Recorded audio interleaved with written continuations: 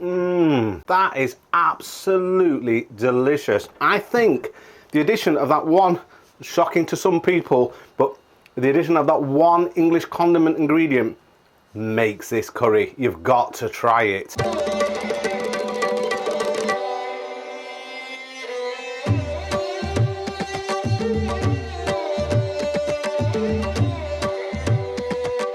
This is a special recipe, guys, and it comes from Chef Din Mohammed, who has a Facebook group called BIR, British Indian Restaurant Curry. I'll link it below this video. Din reached out to me. He asked me if I'd cook one of his recipes on my channel, and I thought, yeah, absolutely. And the recipe he's sharing with us today is a one-pot chicken madras with no base gravy that he reckons tastes better than what you get in an Indian restaurant. He should know. He ran a few of them.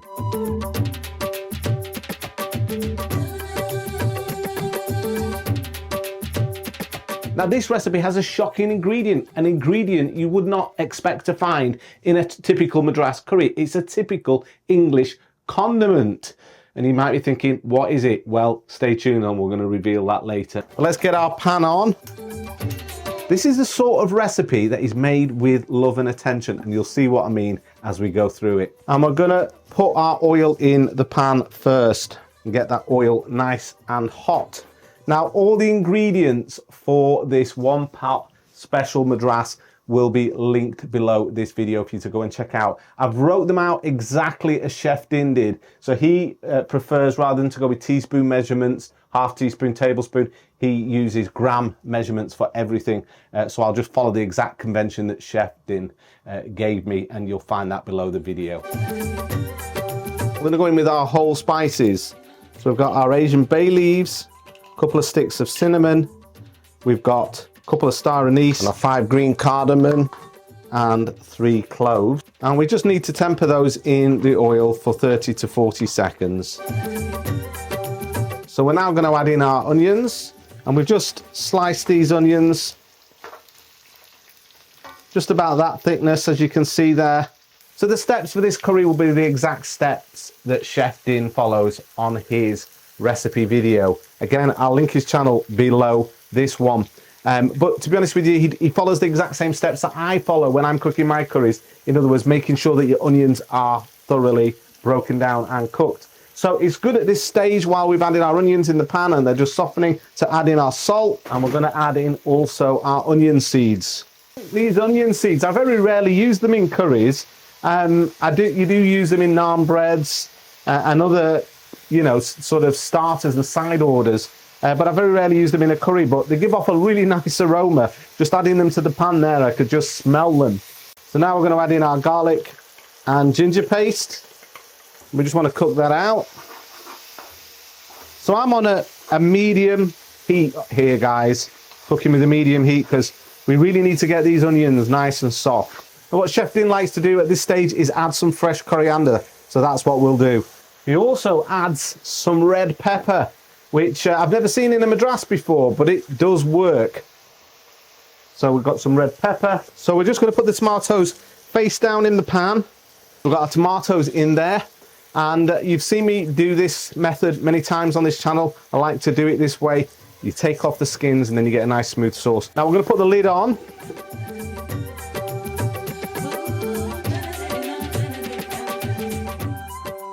So this is the method that Chef Din employs with his madras cooking. He basically stirs the base every few minutes. Lid on, creates a steaming effect in the pan, goes back a few minutes later, stirs it again, tries to break down those onions and the tomatoes so that they go nice and soft and you can just pull the skin off. And he keeps doing this all the way through the cooking process. And this is what he claims gives you a lovely, silky, smooth sauce. And that's the method we're going to follow.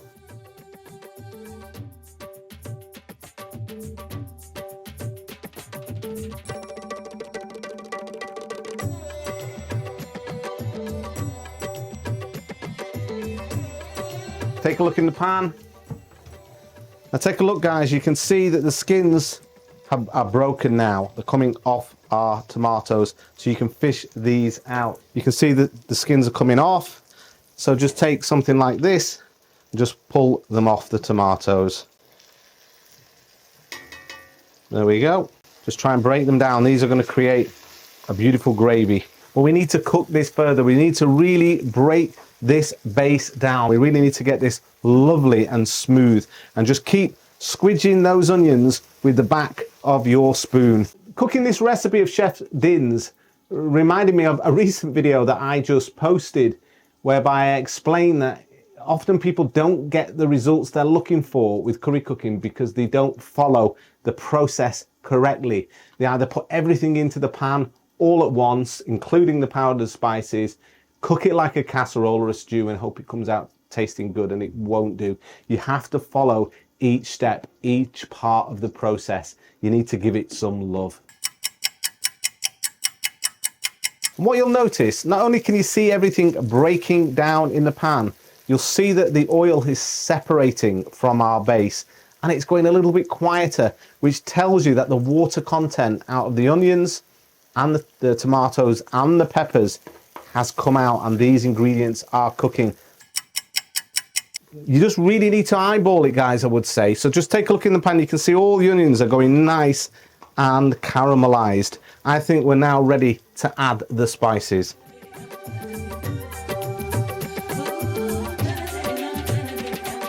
We'll go in with our cumin, coriander. We're using 2 types of chili powder here, guys, according to Chef Din's recipe. We've got Kashmiri red chili powder. He recommends, I think in the list, you could use paprika as a replacement if you can't get this, but it gives it a lovely colour and a nice flavour. And we're also using hot chili powder, because that's where we're going to get our nice Madras heat from. And we've got our turmeric powder, and we've got our methi leaves.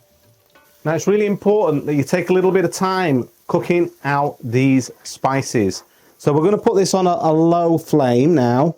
So we were on medium while we were breaking down those onions, and we're just going to draw out the flavours from these spices. Now this is smelling really great, guys. I can really smell those whole spices, the cinnamon, the cardamom, the cloves, and those onions are breaking down. Can you see, guys?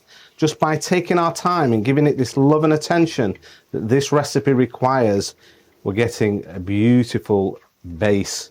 Now I'm going to add in 2 other ingredients, including the surprise ingredient. First of all, we're going to add in some vinegar, and then we've got this ingredient. Did anybody guess what this is? Can anyone tell what this is by looking at it? Yes, it's Worcestershire sauce, and they use this a lot in Indian restaurant cooking, but it's a very typical English condiment. And Worcestershire sauce has got some surprise ingredients in it. Here it is. This is we've got the Sainsbury's version of it. But I'll just read out to you what some of the ingredients are, because this is why it might surprise a few people. So it's got in it malt vinegar, water, molasses, sugar, salt, onion, tamarind concentrate, anchovy paste. So it's got fish paste in. That's where a lot of the intense flavour comes from. It's got chili powder, it's got ground cloves, it's got garlic powder, it's got lemon oil, it's got paprika extract, and then it says other flavourings. So you can really smell it. In fact, while I've been cooking this recipe, and the Worcestershire sauce was over here in a container, I could smell it while I was cooking it, and I was getting like a sort of a glimpse as to what this curry was going to taste like. I think we've got recipes in my second book, this one, that are typical British Indian restaurant recipes that feature Worcestershire sauce in, because it is used in Indian restaurants. And Chef Din was telling me that one of his biggest influences was his mum, actually, and he said the best compliment he ever got was when his dad said that his cooking, that's Chef Din, was actually as good, if not better, than his mum. So he felt that that was a real accolade. So that is starting to smell really, really good, guys.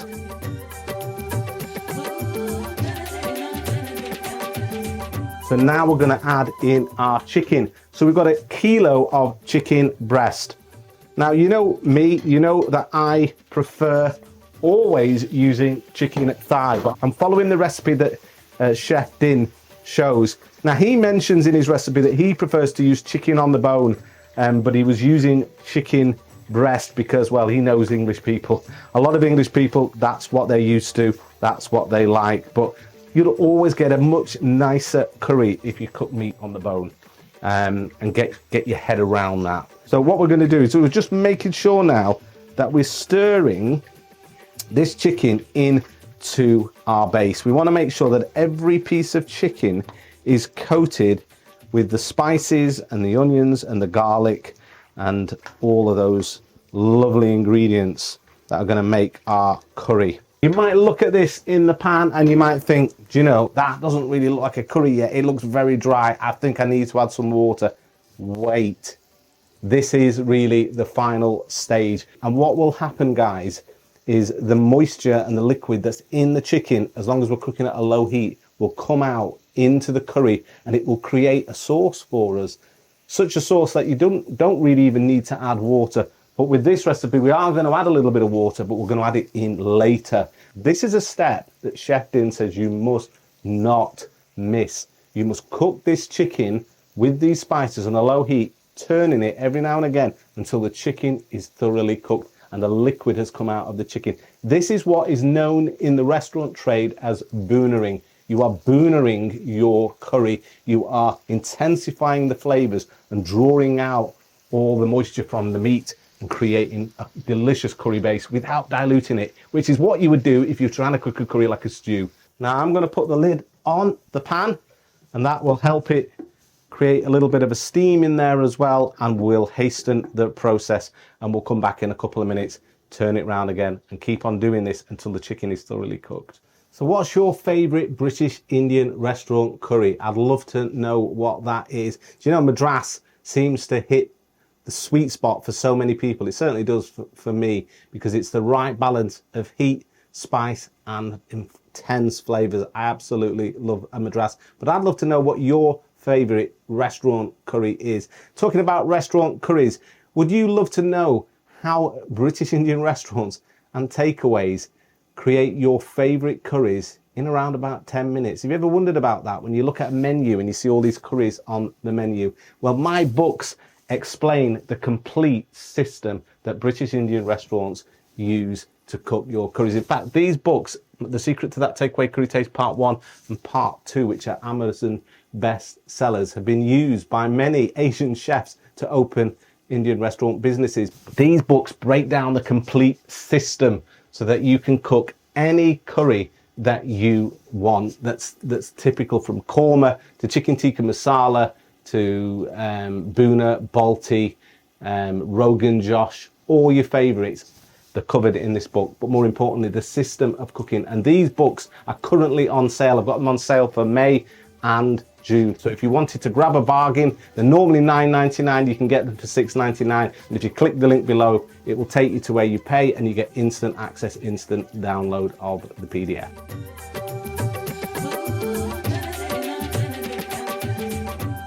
So we've been cooking this chicken now for about 10 minutes. I keep just every couple of minutes making sure to stir it, making sure nothing sticks, and turning it in the pan. But if you take a look in the pan, can you see that we're starting to get a little bit of gravy?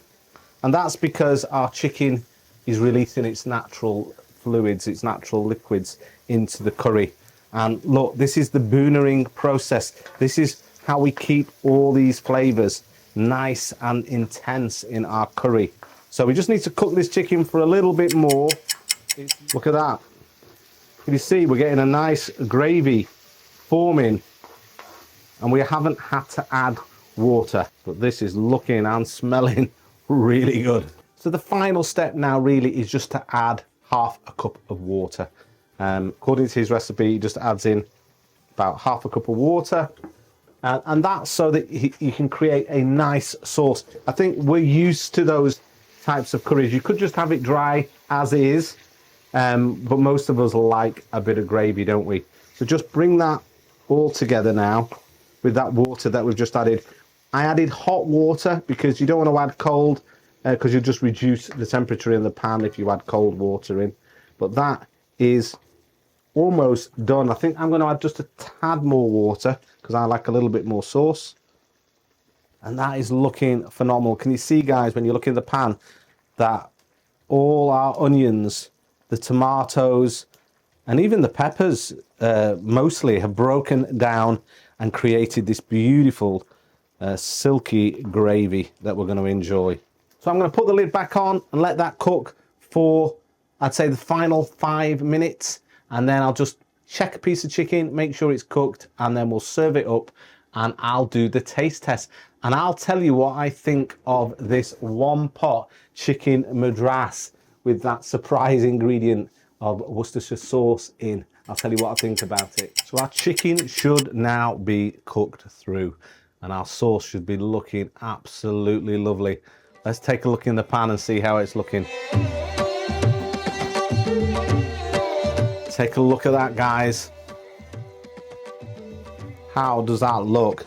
Look at this beautiful, rich sauce. My fork, and I'm just gonna cut a little bit into the chicken. Yep, can you see it's nice and white? So that tells me the chicken is thoroughly cooked. We'll serve this chef-din one pot madras up and I'll tell you what it tastes like.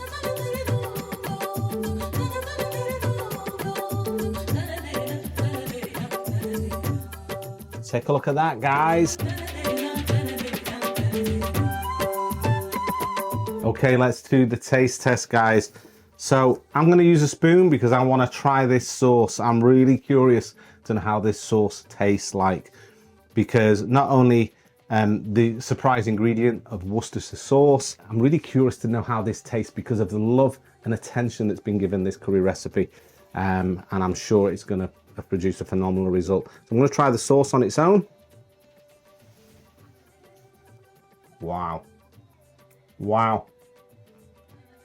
That has depth. That has heat. You can really feel the sharpness of that hot chili powder right at the back of the throat, which I love that. But you can really taste the intensity of the flavors in this curry. It's really, really, it's rich, it's intense, it's decadent, it's delish. So I'm just going to try a little piece of this chicken, tell you what it tastes like.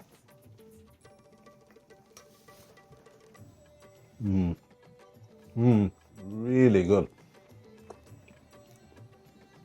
Honestly, guys, what I'm going to say about this chicken is because it's been cooked in that method, slow cooking, with the intense masala base without adding water or liquid in, it really has infused the chicken with all the spices and the flavor, even the heat. I was about to do that chicken there, I could taste the sharpness of the chili powder, the heat and everything, every aspect has sort of permeated into it. I'm just going to try a little bit more of this delicious sauce. It's interesting that you can also taste those onion seeds. They do add a characteristic. It's got me thinking about adding onion seeds in more of my recipes because it really does work. It's a fantastic recipe. So go and make that recipe, guys, this weekend and tell me what you think about it. Yes, it takes some time. It's going to take you about an hour to cook it, but boy, is it worth it. It truly is a really delicious madras, one of the nicest I've tried, and certainly lived up to Din's claims that it's better than what you're going to get in any Indian restaurant today. And I can say it absolutely because it's very hard to find a good madras these days. If you're new to this channel, then please give me a like and subscribe and hit that bell notification button. You'll be alerted as I make new recipes on this channel. If you're a regular follower and subscriber and you've come back, then thank you so much for your continued support. As always, I truly appreciate it. Until next time, guys, you know what I'm going to say, don't you? As always, that's it. Happy currying.